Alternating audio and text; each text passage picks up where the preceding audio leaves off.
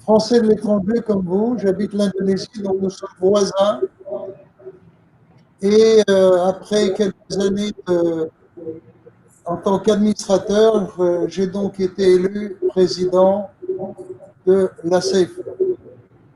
Comme vous le savez, nous avons mis en place un certain nombre de réformes qui peuvent paraître un peu compliquées, et c'est pour cela que nous avons décidé de mieux communiquer avec vous. Mais pas seulement. Il nous a paru absolument impératif de créer et d'installer dans le monde un réseau de référents.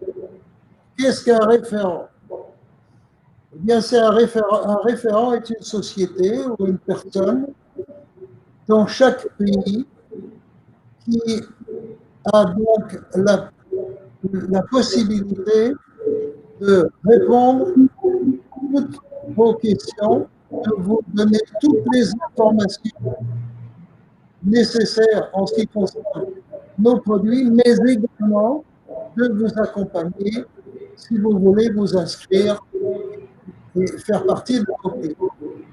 Donc, ce réseau de référents, nous venons de le démarrer. C'est pour l'instant à titre expérimental.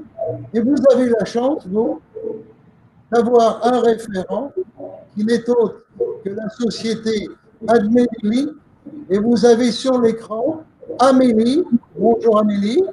Bonjour. Et Lucien, qui sont donc à votre disposition pour répondre à toutes vos questions et pour vous aider à vous inscrire chez nous.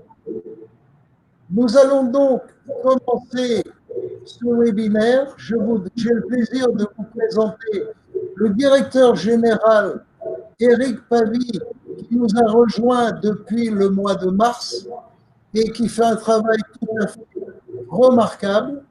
Et Pierre Tinet, où est Pierre? Pierre Tinet, qui est la personne qui a le plus de connaissances et qui est capable de répondre à toutes vos questions.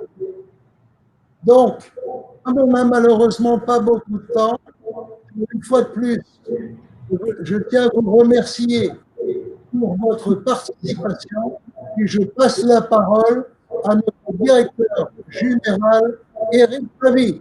Merci.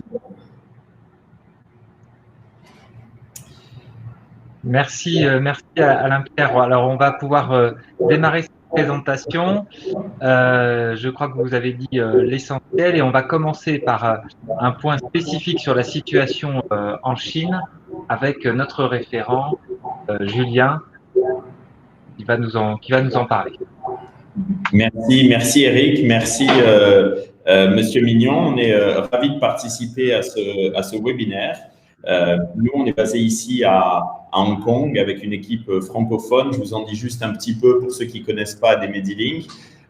On est une structure établie à Hong Kong. On travaille avec des clients individus, familles, beaucoup de Français, des sociétés françaises aussi, pour leurs besoins de protection, assurance santé. On les conseille du mieux qu'on peut avec notre expérience et notre équipe francophone ici expatriée. Et on intervient pour toutes ces questions. On est ravis d'être partenaire de la CFE. On reçoit beaucoup de questions sur la CFE et on pense que c'est essentiel d'y répondre et d'être là sur le terrain. Donc, pour commencer rapidement et faire défiler un petit peu ce qu'on a préparé, bon, des chiffres que beaucoup d'entre vous connaissent si vous êtes déjà dans la région. Il y a une présence française qui est très forte en Chine, que ce soit à Hong Kong, dans le territoire de Hong Kong, ou en Chine continentale. En Chine continentale, évidemment, le gros de la présence française en termes de familles, d'individus est à Shanghai, Pékin. De plus en plus dans le sud de la Chine, dans la province de Canton, on estime à peu près 3000 le nombre de Français.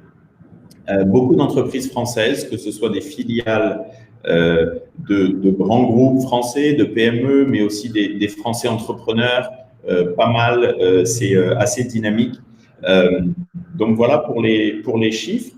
La santé en Chine, ce qu'il faut comprendre, et les Français, nos compatriotes qui nous écoutent, qui sont basés en Chine, connaîtront bien ça, c'est qu'il y a une vraie rupture avec le système français dès lors qu'on s'expatrie en Chine, qu'on y habite. On va, dans cette présentation, essayer de généraliser, ce qui n'est pas toujours facile parce que le secteur privé de la santé en Chine, comme à Hong Kong, est peu standardisé, peu régulé. Il y a des différences de coûts énormes. Mais globalement, quand on parle de la Chine et de son secteur de la santé, il y a le secteur public, le secteur privé. Dans le secteur public, vous avez 3 niveaux d'hôpitaux. Et donc, 1, 2, 3, énormément des Français qui vont dans le secteur public vont aller dans le secteur 3, en partie pour ceux qui le peuvent, bon, pour avoir une qualité souvent supérieure et une pratique de l'anglais aussi supérieure, ça va être les sections VIP dans le 3e niveau. Après, dans le secteur privé, il y a des écarts de prix qui sont très importants.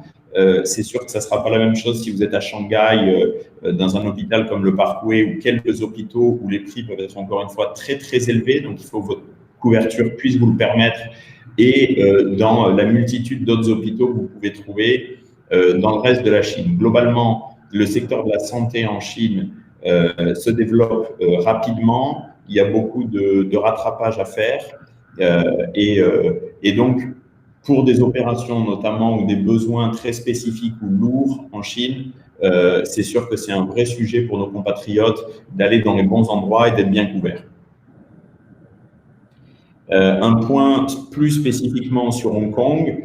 À Hong Kong, là encore, c'est un système à 2 vitesses avec un secteur public et un secteur privé. Il y a en termes de nombre de lits par habitant à peu près le même nombre de lits qu'en France. On est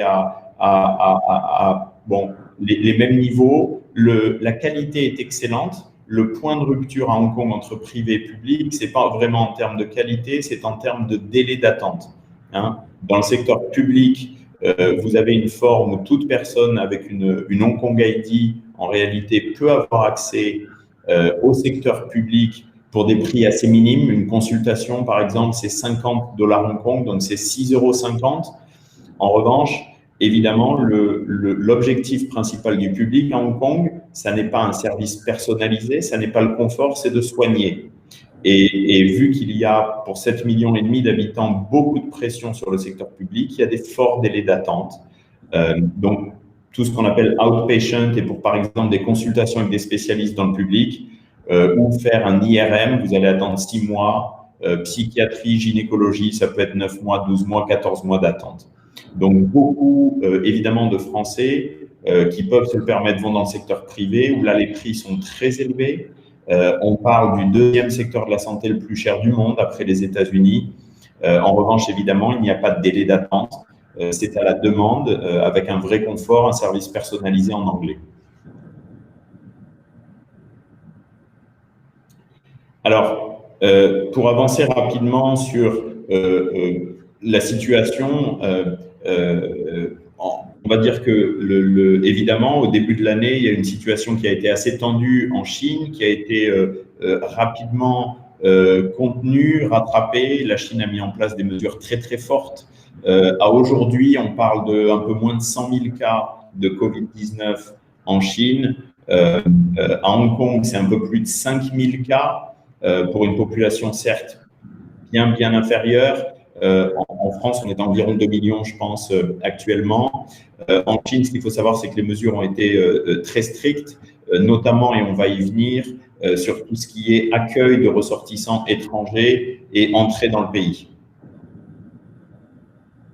Alors, il y a en Chine, comme partout dans le monde, des mesures qui sont assez fluides, ce qui pose problème. On reçoit énormément de questions via notre site et nos contacts, notamment de gens qui veulent savoir comment venir à Hong Kong. Est-ce que c'est possible en Chine? Quelles sont les règles pour des gens qui se sont vus délivrer un visa de travail, par exemple? Ce qu'il faut savoir, c'est que depuis le 6 novembre, la Chine a fermé sa frontière qui était jusque-là fermée aux touristes, mais ouverte à des gens qui auraient eu un visa de travail, a fermé sa frontière aux ressortissants français venant de France.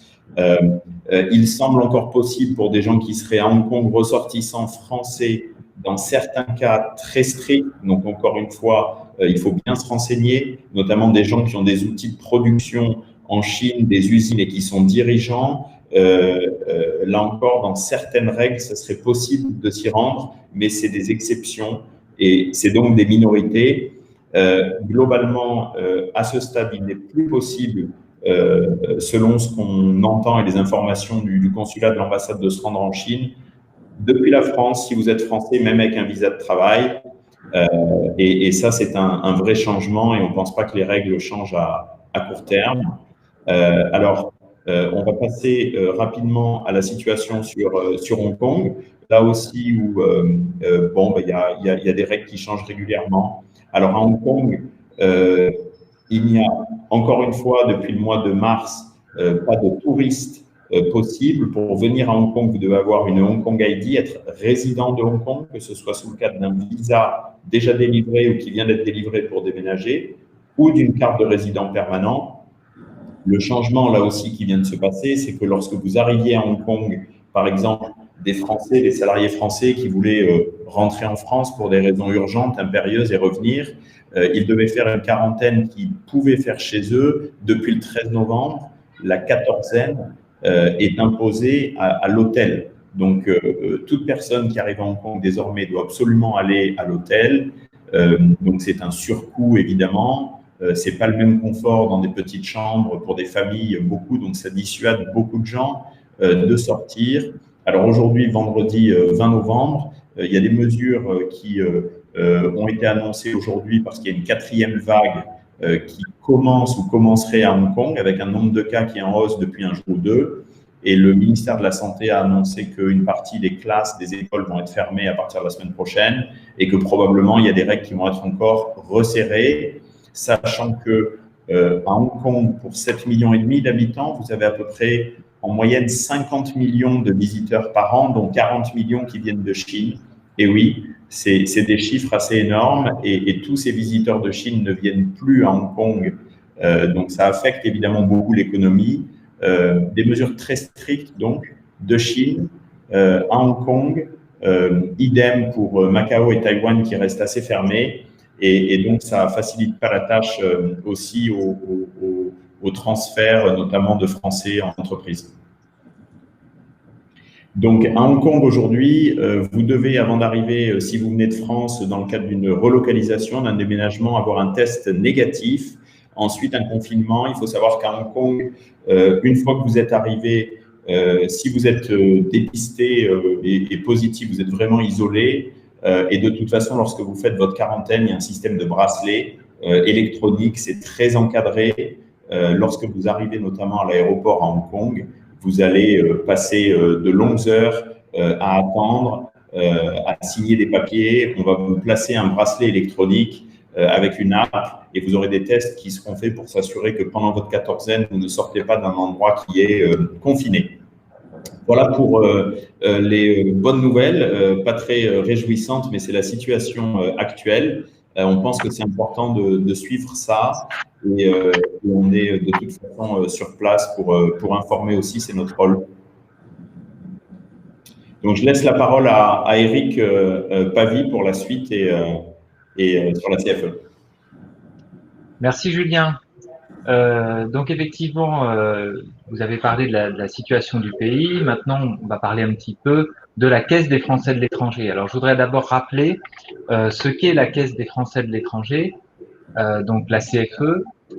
Notre spécificité, en fait, dans le secteur de la protection sociale, c'est d'être une caisse de sécurité sociale. Donc, nous sommes un service public, même si une caisse de sécurité sociale, c'est un organisme de droit privé, mais nous sommes en charge d'un service public. C'est ce qui nous différencie, en fait, des autres offres assurantielles que vous pouvez trouver sur le marché. L'autre spécificité, c'est que nous sommes gouvernés par un conseil d'administration qui est composé pour l'essentiel de Français qui vivent à l'étranger, comme Alain-Pierre Mignon qui s'est adressé à vous tout à l'heure. Ce qui nous permet en fait d'être en contact permanent avec les besoins du terrain, de savoir ce qui se passe partout dans le monde et de tenter d'adapter en fonction des besoins nos produits, nos pratiques. On verra tout à l'heure qu'on l'a fait notamment par rapport à cette pandémie Covid. La spécificité de la CFE, c'est d'assurer une continuité entre la sécurité sociale en France et, votre couverture à l'étranger. Donc, si on adhère à son départ de France, on a une continuité des droits. Si on attend un peu plus, il peut y avoir un délai de carence, on y reviendra, mais nous proposons les mêmes prestations que la sécurité sociale en matière de santé, de risques professionnels et d'assurance retraite. On va en dire plus dans un instant. Toujours pour présenter rapidement la CFE. Donc, la CFE, c'est dans le monde un peu plus de 110 000 clients, ce qui fait plus de 200 000 personnes couvertes, plusieurs milliers, notamment en Chine. C'est important de le dire, c'est un pays où nous sommes bien implantés. Plus d'un tiers des adhérents adhèrent via leur entreprise, puisque soit vous pouvez adhérer directement en tant qu'individuel, soit vous pouvez adhérer à la CFE dans le cadre d'un contrat d'entreprise. On parle alors de clients collectifs. Et nous sommes présents pratiquement dans le monde entier, puisque nous couvrons 209 pays. En termes de type de contrat, vous voyez que la majorité de nos contrats, 185 000, concernent la maladie et la maternité. Mais nous avons également près de 35 000 contrats accidents du travail, maladie professionnelle, hein, pour les salariés. Et puis, près de 45 000 personnes qui cotisent pour leur retraite en France à la CFE. Alors, ce qui est important de dire, c'est finalement pourquoi choisir alors la CFE plutôt qu'une autre assurance présente sur le marché. Qu'est-ce qui fait notre différence, notre spécificité? Alors, sur cette diapositive, on a réuni un petit peu nos principaux arguments. Un argument majeur, c'est que nous sommes ouverts à tous. À la différence de beaucoup d'assurances, il n'y a pas de sélection à l'entrée à la CFE. Nous acceptons tous les assurés qui souhaitent adhérer, sans critères d'âge. Il n'y a pas d'âge plafond pour entrer à la CFE et sans critères médical. Nous ne vous soumettons pas de questionnaire médical, nous ne vous refusons pas en fonction de telle ou telle pathologie et nous ne modulons pas non plus nos primes en fonction de votre état de santé. Donc c'est la différence majeure avec le monde assurantiel, c'est ce mode d'accès et de tarification qui est celui de la sécurité sociale en France. Deuxième aspect, donc la continuité de vos droits, j'en parlais un petit peu tout à l'heure. Donc quand on adhère au départ de France, c'est en continuité que vous êtes couvert ensuite à l'étranger, en France, selon le produit que vous avez choisi. Et puis si vous attendez donc plus de 3 mois pour adhérer, vous pouvez être soumis à un délai de carence si vous avez plus de 30 ans. Mais ce délai de carence est limité à 3 mois, voire 6 mois au-delà de 45 ans.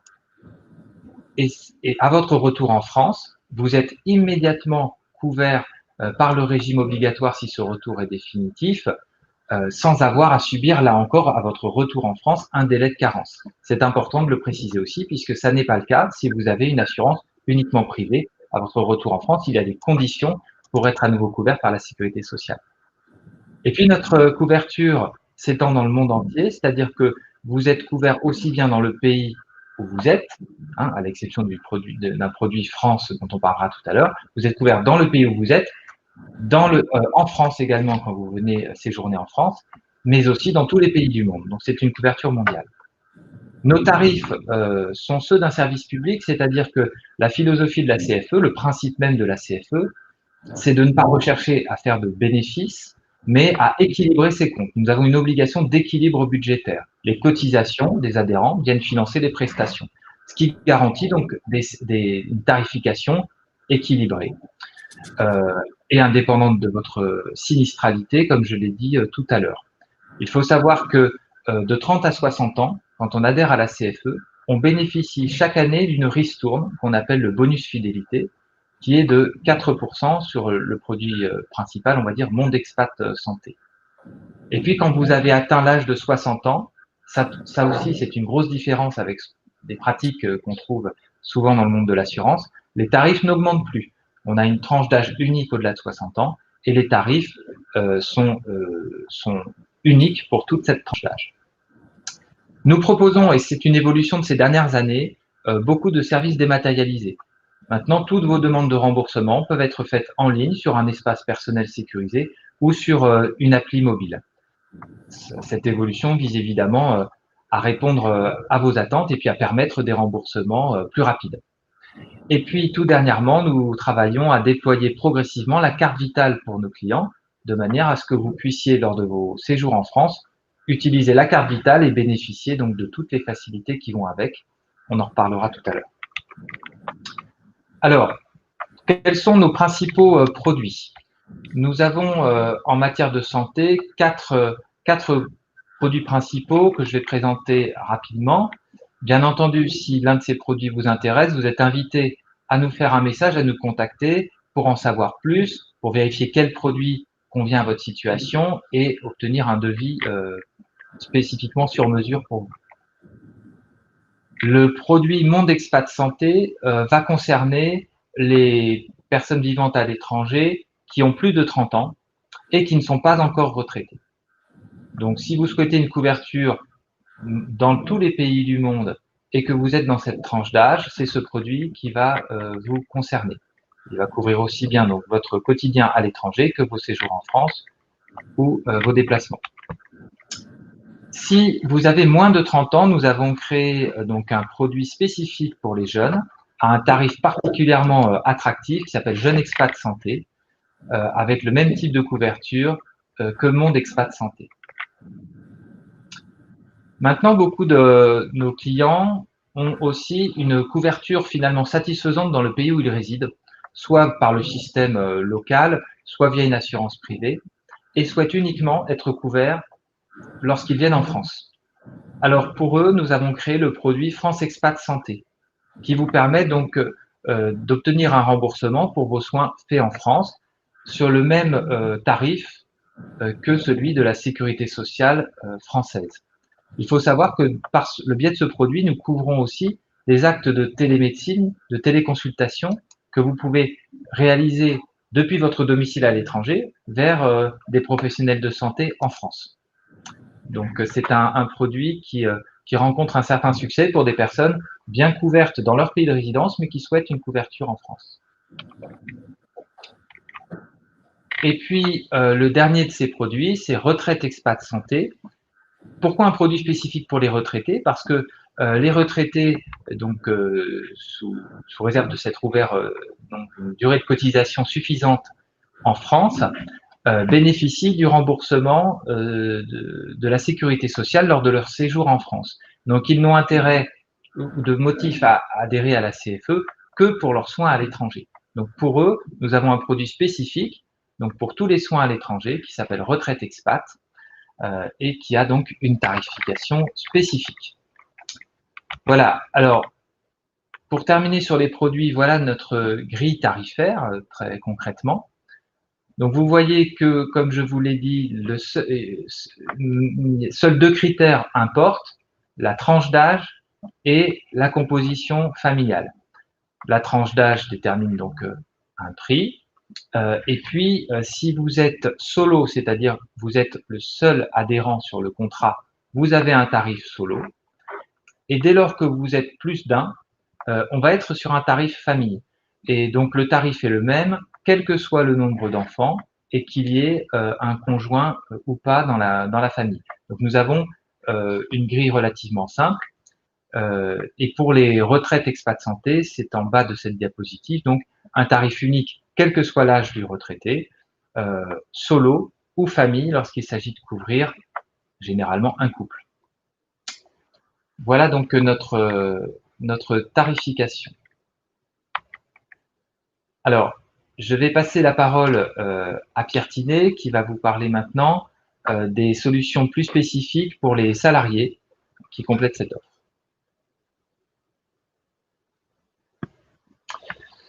Oui, bonjour à tous. Le salarié, on le couvre depuis longtemps en termes de prévoyance, c'est-à-dire en termes de risque de perte de revenus. La première occurrence de perte de revenus, c'est tout simplement la maladie.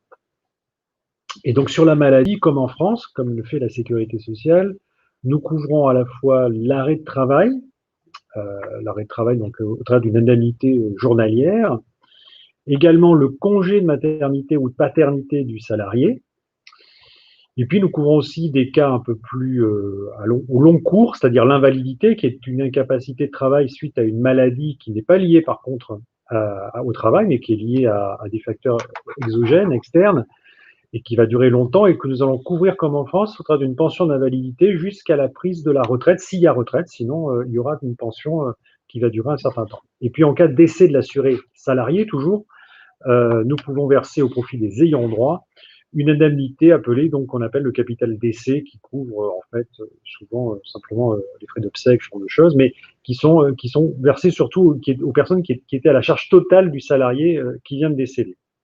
Ça, c'est ce qu'on connaît en France, pour ceux qui connaissent le système français. Et puis, de la même façon, nous avons une couverture qui est liée au risque lié au travail lui-même, c'est-à-dire au fait que vous pouvez avoir un accident de travail ou une maladie professionnelle dans votre travail. Et en France, c'est une assurance particulière que fait la sécurité sociale et que nous faisons sur les mêmes principes. Donc, si vous avez un accident de travail ou une maladie professionnelle liée au travail, donc, nous pouvons mettre en place des indemnités journalières, et au moment où votre incapacité se trouve finalement à vie, nous pouvons verser une rente d'accident de travail, comme le fait la sécurité sociale en France, dans ce cadre précis. Donc ça, c'est une assurance à part qui n'est pas liée à l'assurance maladie, mais qui est une assurance avec une cotisation à part et donc des règles à part. Et puis, un dernier point qui est lié là aussi à l'activité salariée et qui est historique à la CFE, c'est l'assurance retraite. Nous sommes le seul collecteur de cotisations pour le régime obligatoire de base français, pour la Caisse nationale d'assurance vieillesse. Et donc, en fait, ça a été même une des raisons de création de la CFE, c'est les salariés qui partaient en expatriation pendant 4-5 ans à l'étranger, ne cotisaient plus à l'assurance de base vieillesse et perdaient leur trimestre. Donc, une façon de cotiser au travers de la CFE à la Caisse nationale d'assurance vieillesse, c'est de continuer à cotiser au trimestre du régime de base, et au cotiser d'ailleurs au niveau du salaire aussi, pas simplement pour juste acquérir des trimestres, mais d'acquérir des trimestres au bon montant. Voilà, ça c'est quelque chose que nous offrons donc aux salariés expatriés. Par contre, il y a une durée de cotisation minimale. Il faut déjà avoir cotisé en France, 5 ans. Et nous le faisons dans des cas particuliers d'inactivité. En fait, c'est que ça concerne essentiellement des conjoints qui travaillaient en France, qui, lors de l'expatriation, n'ont plus le droit de travailler dans le pays, souvent parce qu'il y a des questions de visa, il y a des questions de droit de travailler, ou qui n'ont pas retrouvé d'emploi. Et ils peuvent continuer à cotiser au régime obligatoire de vieillesse pour ne pas perdre là aussi les trimestres, mais là on est dans une expatriation qui est forcément, où on a des velléités à un moment donné de revenir en France au bout de 4, 5 ans, 6 ans. Voilà, ça c'est ce que nous couvrons en termes de prévoyance. Un point, on a parlé des produits individuels, Eric a parlé des produits individuels, nous avons sur le même type de garantie, nous avons une cotisation qui est liée simplement là à l'entreprise, c'est-à-dire que vous êtes sur un contrat collectif. On a 2 cas aujourd'hui à la CFE historiquement, quelqu'un qui s'assure en propre lui-même, et là nous appliquons la grille individuelle, ou une société qui affilie ses salariés pour les couvrir à la maladie, à l'accident de travail, à la retraite. Et là nous avons donc une grille particulière qui n'est pas liée là sur un principe solo, famille ou âge, aujourd'hui encore, mais qui est liée à une base de cotisation liée au salaire, à une taille de l'entreprise aussi. Plus la taille aujourd'hui est importante, plus il y a une cotisation un peu moins importante. Donc ça c'est le barème aujourd'hui qui est actif à la CFE, qui peut évoluer dans les mois et les années qui viennent, mais qui est un barème en fait qui est un peu calqué historiquement sur ce qui est connu en France, c'est-à-dire une cotisation vis-à-vis du salaire plafonné selon le plafond de la sécurité sociale, et qui comporte la couverture maladie de base, l'indemnité journalière, et ensuite, si l'entreprise le désire, la cotisation à l'accident de travail maladie professionnelle, ou la cotisation également à la vieillesse.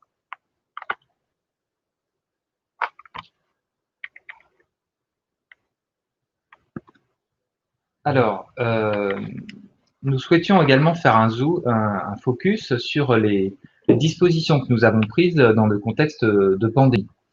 Parce qu'évidemment, cette pandémie qui s'est abattue sur nous brutalement depuis le début de l'année a provoqué beaucoup d'inquiétudes, a créé des besoins nouveaux, et nous avons dû réfléchir avec notre conseil d'administration sur les mesures à prendre. Rapidement, on a eu plusieurs sujets qui sont sortis.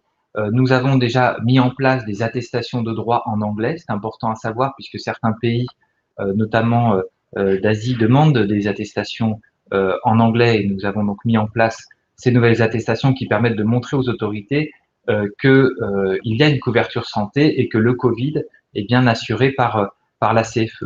Nous avons eu aussi, plus récemment, d'autres questions de clients de la CFE s'inquiétant d'un séjour en France qui se prolongeait. En effet, quand vous adhérez à la CFE, la loi prévoit, le Code de la sécurité sociale, que vous avez 3 mois de séjour autorisés en France. 3 mois qui ont été étendus à 6 mois compte tenu des circonstances, comme nous le permettent les textes. Donc vous pouvez séjourner jusqu'à 6 mois en France actuellement. Et certains Français s'inquiétaient de ne pas arriver à rentrer dans leur pays du fait des confinements, des restrictions diverses. Alors il faut savoir que là aussi, à chaque fois que nous avons eu connaissance d'une situation, et je tiens à le dire puisqu'il y a eu des questions, des polémiques sur le sujet, à chaque fois que nous avons une situation comme celle-ci qui nous a été soumise, on a échangé sur le cas et on a pu trouver, on a pu accorder une dérogation pour permettre que le séjour se prolonge un peu jusqu'au retour au pays de résidence et maintenir une couverture à la CFE. Mais nous avons pris d'autres mesures particulières. La principale étant la création d'un produit spécifique pour la Covid. Pourquoi avons-nous créé ce produit? Là aussi, nos administrateurs nous ont remonté le fait que autour d'eux, beaucoup de Français avaient une couverture santé mauvaise, qui excluait par exemple le motif de pandémie, ou tout simplement pas de couverture santé. Et que notre rôle de service public, c'était aussi de créer un produit accessible en prix et qui couvre spécifiquement ce besoin du Covid. Donc nous avons créé le produit Covid-19 Expat Santé, qui est un produit d'une durée de vie de 6 mois, c'est-à-dire que vous adhérez pour un contrat de 6 mois, c'est le seul produit qui a une durée limitée, et ce produit couvre uniquement tout ce qui va être lié à la Covid-19. Alors ça peut être un test de dépistage, ça peut être le vaccin qui commence à être diffusé ou en perspective, et puis les médicaments que le médecin pourra vous prescrire en fonction de cette pathologie Covid, et bien sûr, surtout, les hospitalisations. Et quand on sait le coût de, par exemple, une hospitalisation en réanimation, c'est évidemment une couverture très, très précieuse. Donc, c'est un produit qui a suscité beaucoup d'intérêt ces derniers temps à la CFE et que donc notre conseil d'administration vient de prolonger pour des adhésions jusqu'au 31 mars 2020. Nous avons également mis en place une disposition sur le délai de carence. J'ai dit tout à l'heure que lorsqu'on adhère au départ de la France, on n'a aucun délai de carence après son adhésion. En revanche, si vous êtes déjà installé en Chine et que vous souhaitez aujourd'hui adhérer à la CFE, vous pouvez avoir un délai de carence qui s'applique. Il est de 0 quand vous avez moins de 30 ans, pas de carence. Entre 30 et 45 ans, il est de 3 mois. Et normalement, au-delà de 45 ans, il est de 6 mois. Et notre conseil d'administration a également décidé de ramener à 3 mois au lieu de 6 mois le délai de carence pour les plus de 45 ans, et ce jusqu'au 31 mars 2020. Donc, j'insiste là-dessus parce que pour ceux d'entre vous qui êtes dans cette tranche d'âge, si vous vous posez la question d'une adhésion à la CFE, c'est peut-être le moment de sauter le pas, puisque vous avez le bénéfice de ce rabais de carence. Donc, jusqu'au 31 mars. Enfin, nous avons modifié nos prises en charge pour intégrer tous les tests Covid qui se sont développés donc sur la période récente. Donc, vous les avez à l'écran. Donc, aussi bien les tests PCR que les tests TROD en pharmacie, donc les diagnostics rapides, ou encore les tests sérologiques, donc avec un prélèvement de sang, sont pris en charge sous condition. Donc, vous avez effectivement les précisions. Parfois, il faut une prescription. Parfois, elle n'est pas nécessaire. Les règles sont les mêmes que celles qu'applique la sécurité sociale en France, et donc on les adapte aussi en fonction des évolutions et des nouveaux tests qui sont développés. Voilà. nous allons maintenant vous parler de notre grille de remboursement. Donc, on a vu les produits. Maintenant, vous en dire un peu plus sur les remboursements auxquels ces produits donnent droit. Oui, la CFE, historiquement, remboursait les soins au tarif France. C'est-à-dire que à l'étranger, c'était une des vraies difficultés parce qu'il fallait prendre une facture et la traduire dans une codification française, de la sécurité sociale française, ce qui posait des problèmes de plus en plus forts puisque la codification française est faite par les médecins, les professionnels de santé. Donc, il faut avoir, à la limite, une compétence médicale pour savoir la différence entre un code d'une radiographie de l'épaule gauche ou une biopsie d'un mélanome sur la jambe droite. Donc, on a simplifié, à partir de cette année, de 2020, les remboursements pour les transformer en remboursement en taux ou, dans certains cas, en forfait, quand il nous a paru intéressant de conserver un forfait.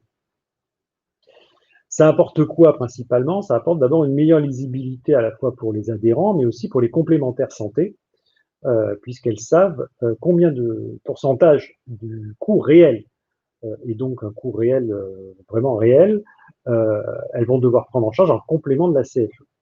Donc, on a mis deux exemples là sur la diapo. On a gardé, par exemple, un forfait pour les accouchements, par voie normale ou par césarienne, qui est calqué sur le prix de l'accouchement standard en hôpital public en France. Par contre, sur des actes plus complexes en termes de codification, la biologie, les axes techniques médicaux, la pharmacie, etc., on a conservé, donc on a pris un pourcentage des coûts réels. Ça nous a permis aussi, dans certains pays, mais ce n'est pas le cas aujourd'hui de la Chine, de faire mettre en place, de conserver en tout cas un certain nombre de tiers payants hospitaliers sur des pays notamment à bas coût. Ça aussi, ça a été codifié aussi, c'est important, par un arrêté ministériel. C'est-à-dire qu'aujourd'hui, on a une base juridique pour faire cela. Et donc, on a dû découper le monde en zones à coût bas ou à coût fort. La zone 1 étant la zone où le coût du soin est bas et la zone 5 où le coût du soin est fort. Et comme l'ont dit nos collègues de Medilink, Hong Kong et la Chine, c'est assez particulier. Alors, Hong Kong est à coût cher, ça c'est dans le public, dans le privé en tout cas. On a analysé en fait 6 ans de remboursement CFE pour faire ce découpage, donc on n'est pas parti de rien. Mais après, ce découpage, il reflète aussi les habitudes de consommation de nos assurés, c'est-à-dire que j'imagine qu'à Hong Kong ou en Chine, ils ont pris l'habitude depuis toujours d'aller dans le privé. Et donc, c'est pour ça qu'aujourd'hui, la Chine est dans zone 4 et Hong Kong est en zone 5, c'est-à-dire dans les deux zones les plus chères. Derrière, donc, on a mis donc en place des grilles de garantie, donc qui sont typées par type de soins, et en fonction de la zone, un taux de remboursement ou, dans certains cas, comme j'ai dit, la maternité, la dialyse, par exemple, un forfait limitatif de la dépense. Ça veut dire aussi que sur les deux pays, donc zone 4 et zone 5, Chine et Hong Kong, il est nécessaire, si on veut un taux de remboursement fort, de contacter des complémentaires santé, de faire une étude des besoins, de faire une étude par typologie de famille, de type de soins, etc., pour avoir une offre base et complémentaire sur le modèle français, en fait, pour bien couvrir ce que l'on veut couvrir. L'avantage de la grille, par contre, c'est qu'elle est lisible et claire aujourd'hui. C'est-à-dire qu'on n'est pas sur quelque chose qui se décide au cas par cas, acte par acte. On est sur des choses qui ont été, je pense, éclaircies. En France, par contre, on agit comme la sécurité sociale. C'est-à-dire que quand vous allez voir un professionnel de santé libéral ou un hôpital, on applique les tarifs régulés conventionnels en France et les taux de remboursement qu'appliquerait l'assurance maladie obligatoire. Et comme on a beaucoup d'expatriés qui ont pris l'habitude historiquement d'aller se faire soigner en France pendant leurs vacances, ou parce qu'à un moment donné, d'ailleurs, ils ont une pathologie où ils veulent être rassurés sur le niveau de qualité du soin et qu'ils ont les moyens de rentrer en France pour se faire soigner, on a décidé de rejoindre le dispositif Sésame Vital dont la CFE était exclue. C'était le seul régime de sécurité sociale qui n'avait pas la carte vitale. Et donc, à partir de la fin d'année dernière, on va continuer à les déployer encore sur l'année 2021, nous avons commencé à distribuer des cartes vitales à nos assurés, ce qui a plusieurs conséquences derrière. D'abord, ça vous ouvre le tiers payant, notamment par cas courant en pharmacie en France. Ça donc simplifie aussi les délais de remboursement de ces feuilles de soins électroniques. Et puis, ça permet aussi, quand vous partez de France, de conserver votre carte vitale que vous aviez à la caisse primaire, et elle va muter au moment de sa mise à jour à la CFE, et pareil dans l'autre sens, on va aussi simplifier ou accélérer les mutations d'un régime obligatoire français à la CFE, d'un CFE à un régime obligatoire français au retour. Voilà, c'est un déploiement qui est progressif. Aujourd'hui, on a quand même issu aujourd'hui 20 à 25 000 cartes vitales. Ça va continuer en 2021. On a encore pas mal de travail. Pas nous, d'ailleurs, tellement CFE, mais notamment nos partenaires complémentaires pour mettre en place les circuits de remboursement base et complémentaires avec l'utilisation de la carte vitale. Voilà, on a, je pense, fini notre exposé. Donc, on va s'ouvrir aux questions. Moi, j'ai quelques questions. Eric et Pierre, j'ai quelques questions, puisque je suis dans la zone depuis pas mal d'années. Je viens de recevoir sur mon WhatsApp quelques questions, donc je voudrais vous les poser. Premièrement, première question, en ce qui concerne les contrats collectifs. Quelqu'un me dit, je suis donc français, j'ai créé une société de droit local, Chine, et j'ai 5 employés français. Mais est-ce que la CFE peut m'assurer ou est-ce que c'est possible pour vous de le faire ou pas? Je ne sais pas. Donc ça, c'est la première question. Deuxième question. Quelle est la position de la CFE dans les pays qui sont des pays où il y a des problèmes de sécurité ou qui sont en guerre, etc. Est-ce que vous remboursez ou est-ce que vous faites comme les autres compagnies? Elle ne rembourse plus rien à partir du moment où c'est la guerre, à partir du moment où l'ambassade de France a donné des instructions pour que tout le monde reste à la maison et que plus personne ne sorte. Et il y a une troisième question sur les ayants droit. Je suis marié à une Chinoise, j'ai 2 enfants, je m'assure à la CFE. Malheureusement, il m'arrive un accident, je disparais. Qu'est-ce qui se passe pour ma femme et mes enfants? Et si mon contrat d'assurance arrive à expiration, puisque mon épouse pourra donc re-signer un nouveau contrat avec l'enfant derrière. Donc voilà 3 questions qui me semblent assez pertinentes, si vous pouvez nous répondre. Alors tout à fait, Alain-Pierre, ce sont de très bonnes questions. Donc on va les prendre dans l'ordre. La première question porte sur donc les entreprises. Et c'est vrai que c'est une question qu'on entend souvent. Beaucoup de gens pensent que les entreprises ne peuvent adhérer à la CFE que si ce sont des entreprises françaises. On a le modèle de l'entreprise installée en France qui va expatrier ses salariés. Pas du tout. Vous pouvez parfaitement, on peut parfaitement donc accepter comme client une entreprise de droit local, donc éventuellement une entreprise en Chine, et couvrir donc les 5 salariés de nationalité française ou européenne d'ailleurs que vous citez. Donc il ne faut pas hésiter de toute façon, si vous avez un doute, à nous poser la question.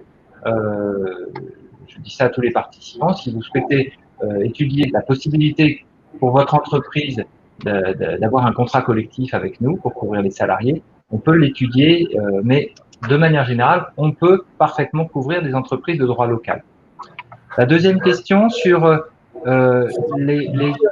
Il vient de compléter justement sa question qui est toujours sur le collectif. Il me dit nous sommes 2 Français, 2 Philippins et 2 Indonésiens. Quelle est la position et je suis en Chine, quelle est la position de la CFE Est-ce que vous pouvez assurer tout le monde ou pas? Oui, on pourrait. On pourrait, parce que, effectivement, alors, dans ce type de situation, on regarde cas par cas, mais quand la proportion de Français par rapport à l'ensemble, ou d'Européens par rapport à l'ensemble des salariés est acceptable, ce qui est le cas dans votre exemple, on donnerait un accord de couverture. Parce que c'est vrai qu'en principe, nous couvrons les Français et les Européens, c'est ce que dit la réglementation, mais on a effectivement cette souplesse. Dans le cas que vous citez, effectivement, il y a quelques personnes d'autres nationalités. Le chef d'entreprise est ennuyé d'avoir des couvertures différentes pour ses salariés. Au cas par cas, on prend des décisions. Donc, on peut parfaitement étudier sur un dossier comme ça une couverture pour tous les salariés de l'entreprise que vous citez. Parce que ça, c'est quand même un problème majeur. Parce que comme vous le savez, les grandes entreprises disparaissent de plus en plus, ou si elles ne disparaissent pas, elles font appel à des contrats locaux. Mais le vrai tissu économique à l'étranger, ce sont les entrepreneurs, sont des Français qui viennent s'installer, qui sont là depuis 1 an, 2 ans, 3 ans, 10 ans, 20 ans et qui commencent petits et qui ont quelques employés. Et je suis convaincu que personne ne sait vraiment que la CFE peut les assurer. Et là, il y a un marché qui est colossal et ils sont demandeurs. Donc, je pense qu'on pourrait peut-être s'y intéresser. Absolument, absolument. Alors effectivement, la deuxième question qui vous a été transmise concernait les exclusions, on va dire, les situations de guerre, de pandémie. Ça, maintenant, je veux dire, on connaît. Toutes ces situations de conflit qui font que bien souvent, dans les polices d'assurance, généralement en petit caractère, vous avez des critères d'exclusion. Alors effectivement, la CFE n'a aucune exclusion pour ce type de choses. C'est-à-dire qu'il n'y a pas d'exclusion pour cause de pandémie, de catastrophe naturelle, de guerre, de crise politique, quoi que ce soit, vous êtes couvert. Et c'est vrai que c'est important dans le monde dans lequel on vit aujourd'hui. Il y a quand même beaucoup d'instabilité, d'incertitude. Notre couverture n'est pas soumise à des critères d'exclusion. Alors, la troisième question que vous nous avez relayée est intéressante aussi parce que c'est un cas, je dirais, très, très concret. Effectivement, donc, une personne, un Français qui vit en Chine, marié à une Chinoise et qui a des enfants. Donc, première chose, nous allons couvrir au départ donc la famille, y compris donc la conjointe chinoise, puisque ce qui va compter pour nous, c'est la nationalité française ou européenne du client au départ, et donc nous couvrons toute la famille, y compris l'épouse. Mais vous avez raison, que se passe-t-il si le client lui-même décède? Eh bien, nous avons la pratique, dans ce cas-là, systématiquement, de proposer de continuer le contrat avec la conjointe survivante, donc cette personne chinoise, qui exceptionnellement va donc pouvoir rester affiliée à la CFE avec ses enfants. Donc, on peut rassurer les personnes qui sont dans cette situation. On peut parfaitement couvrir un conjoint d'une nationalité autre que France ou Europe, et cette couverture perdurera même si vous n'êtes plus là à un moment. Une dernière question, parce que je vois que sur le chat, il y a d'autres questions. Une dernière question, c'est la même personne qui me dit, si je m'assure à la CFE avec ma famille et si je veux faire le tour du monde avec eux, est-ce que je suis assuré partout? Tout à fait, tout à fait. Vous êtes couvert dans le monde entier. Ça fait partie des principes de notre couverture, c'est qu'elle est mondiale, à la fois dans le pays où vous résidez, en France, quand vous venez en France, et dans le monde entier, donc y compris pour vos voyages touristiques, vos voyages d'affaires, tous vos déplacements. Vous êtes couvert partout. Après, on appliquera dans la zone où vous vous trouvez le barème de remboursement que Pierre Tinet vous a montré tout à l'heure. Donc, les fonds sont remboursés au taux du pays où vous vous trouvez. C'est tout pour moi. Bon, on va passer aux questions du chat, je suppose. Alors, on va exactement, Alain-Pierre, dans ce cas-là, on va compléter par les questions qui nous sont arrivées par écrit. Donc, une première question d'un expatrié en Chine avec sa famille depuis 5 ans, couvert par un contrat CFE. mais qui depuis septembre ne travaille plus et du coup se demande si il peut maintenir son contrat sans plus cotiser sans plus cotiser sur les accidents de travail puisqu'il est en inactivité. Donc sur cette première question, je vais peut-être passer la parole à Pierre Tinet pour répondre. Oui, sur l'accident de travail et maladie professionnelle, en effet, la cotisation va être liée à l'activité et au salaire. Donc, soit vous avez réellement fini l'activité, en effet, vous devez même arrêter cette cotisation-là, il n'y a plus de salaire, donc vous arrêtez. Soit vous êtes dans un cas particulier, mais je ne sais pas si c'est le cas où vous êtes le contrat court toujours, un salaire tombe, je n'imagine pas que ce soit les pratiques en Chine. Vous ne travaillez pas, le contrat continue, mais le salaire tombe, mais là, vous pourriez continuer à cotiser. Mais le principe sur la TNP, si vous arrêtez de l'activité, et surtout donc d'être salarié, il faut arrêter en effet la cotisation et ne la reprendre en effet qu'au moment où vous redevenez salarié. Alors, merci Pierre. Une autre question assez différente de celle-ci. Quelles sont les conditions d'adhésion pour une personne qui a vécu à l'étranger toute sa vie professionnelle, sans jamais donc cotiser à la CFE, et qui voudrait au moment de sa retraite devenir adhérente, tout en séjournant entre la France et l'étranger pendant sa retraite? Là, je vais aussi passer. Oui, enfin, donc là, j'imagine que comme il a passé toute sa vie professionnelle à l'étranger, il n'est pas retraité de français, hein, il ne touche pas de pension française, mais il est retraité, voilà, il a arrêté son activité. Alors, c'est le principe de l'adhésion à la CFE, c'est-à-dire qu'on vous couvre en France et à l'étranger, en effet. Et là, vous êtes sur un produit typiquement individuel, comme les a présenté Eric, et donc votre cotisation dépendra à la fois si vous êtes seul ou en famille et de votre tranche d'âge. Et on vous couvre par contre monde et France.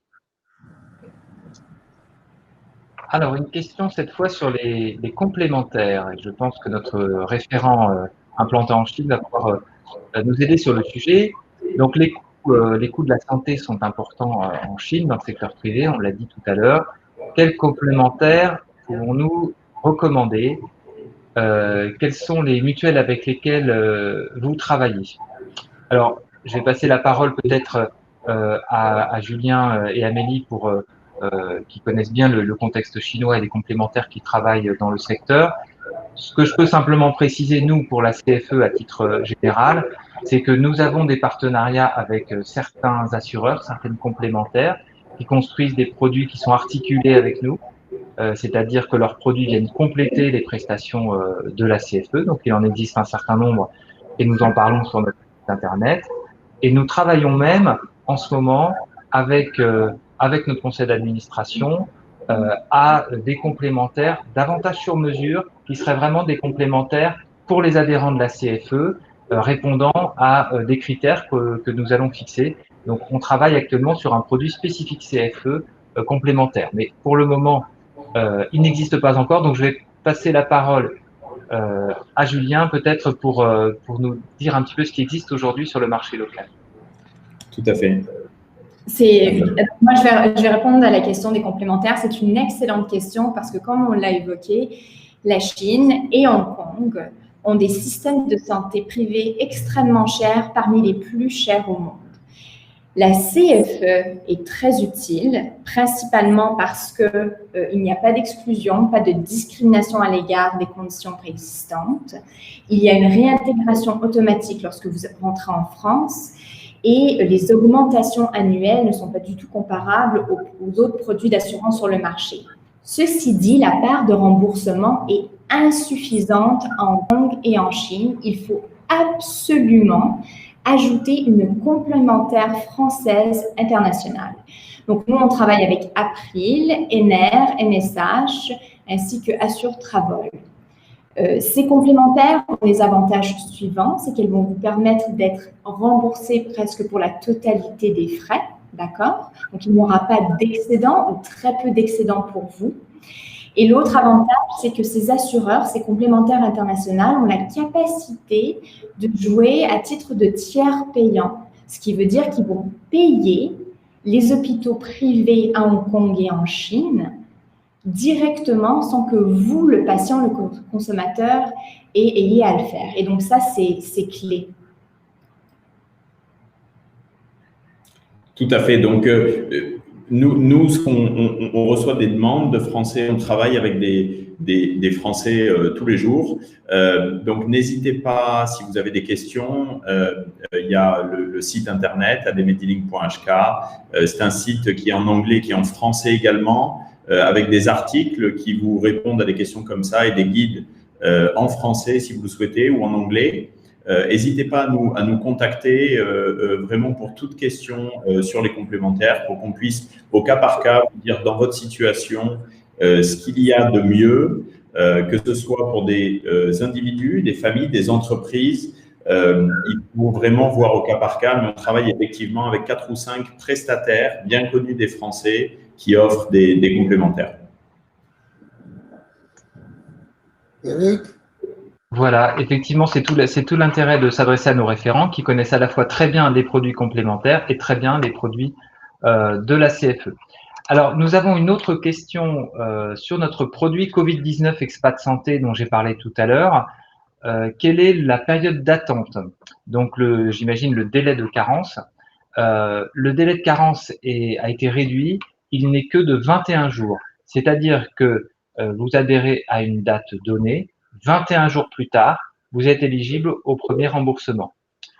Donc, ce qui est particulièrement court pour un contrat d'assurance et qui fait qu'effectivement, aujourd'hui, sur le marché, vous trouverez difficilement des offres comparables qui couvrent ce gros risque qu'est le Covid avec une période de carence aussi courte.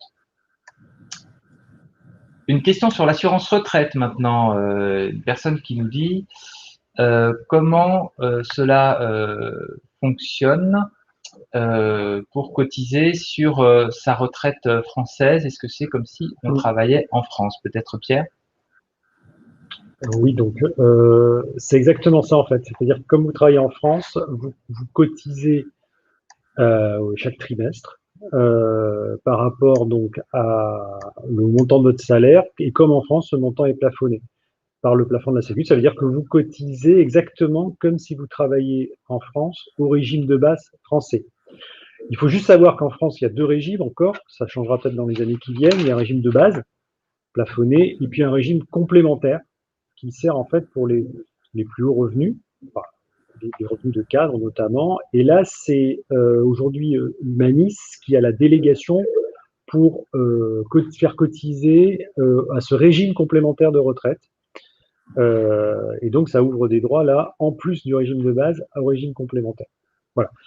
Par contre, il faut juste savoir que vous cotisez en totalité, c'est-à-dire la part salariée et la part patronale. Puisqu'en France, le patron cotise pour une partie, là, vous cotisez en totalité. Voilà. Et c'est pour ça, d'ailleurs, que vous ouvrez la totalité de vos droits au régime de base.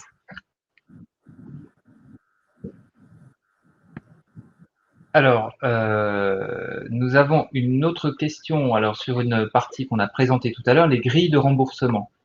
Que signifie avec exonération? Alors, en fait, c'est en référence au droit de la sécurité sociale française.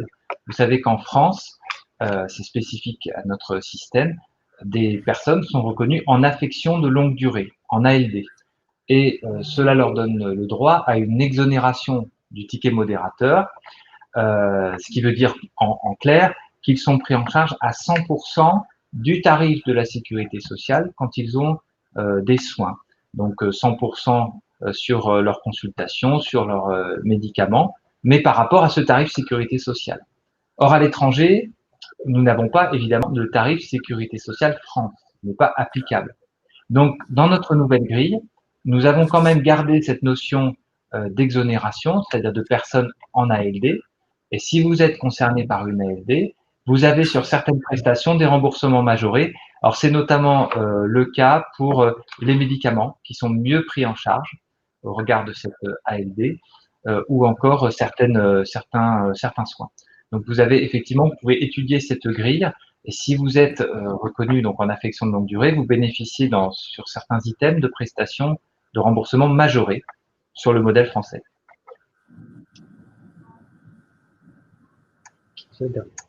Alors, c'est la dernière question. Ah non, je vois une nouvelle question. Non, c'est a priori la dernière question que nous avons reçue. Je permets, en attendant, je vous laisse quelques instants si de dernières questions devaient arriver. Je me permets quand même de réafficher donc les contacts. Donc, aussi bien côté Caisse des Français de l'étranger, nous sommes vraiment à votre disposition pour vous donner tous les renseignements. Vous pouvez bien sûr aller sur notre site cfe.fr pour, de votre côté, parcourir nos produits, leurs caractéristiques. Mais le mieux, c'est quand même de nous contacter, soit par téléphone, par la rubrique Contactez-nous ou par email, pour nous demander un devis sur mesure par rapport à votre situation et vos besoins. Et puis, encore mieux, c'est vrai, avec la Chine, c'est maintenant notre système de référents avec Julien et Amélie, qui eux vont pouvoir vous faire une proposition, incluant aussi les éléments d'assurance complémentaire qui, bien souvent, sont indispensables. Donc, n'hésitez surtout pas à nous contacter. Eh bien, mesdames, messieurs, il ne me reste plus qu'à vous remercier, à remercier bien évidemment Amélie, Julien, Eric et Pierre, à vous engager à être bien assurés et, si possible, vous assurer chez nous. Nous sommes à votre disposition. Je vous souhaite une bonne soirée, un excellent week-end et stay safe. Prudent. Très bientôt. Merci. À bientôt. Au revoir.